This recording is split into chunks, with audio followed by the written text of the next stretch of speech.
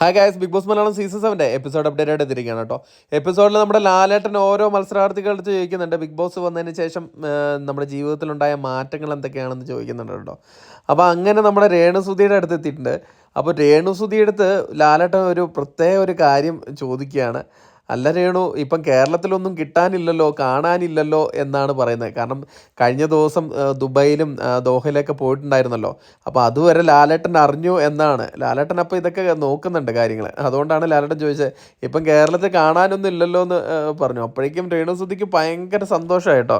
അപ്പോൾ രേണുസുധി പറയുന്നുണ്ട്, ലാലേട്ടൻ ഞാൻ ബിഗ് ബോസിലേക്ക് വരുമ്പോൾ എന്നെ ഭയങ്കര ബുള്ളിങ് ചെയ്തവരും ഇവളെയൊക്കെ എന്തിനാണ് ബിഗ് ബോസിൽ എടുത്തതെന്നൊക്കെ ചോദിച്ചവരൊക്കെ ഉണ്ടായിരുന്നു.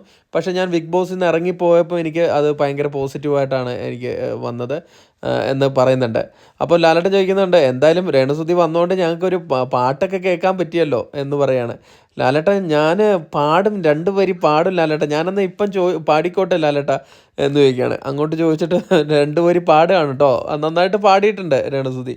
അപ്പം രേണുസുധിയുടെ പാട്ട് കേട്ടിട്ട് അവിടെ നമ്മുടെ എൻ്റർടൈനർ നെവിൻ കിടന്ന് ഭയങ്കരമായിട്ടുള്ള ഡാൻസാണ്.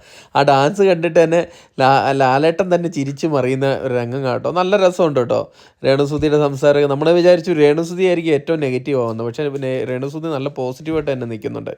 Thank you.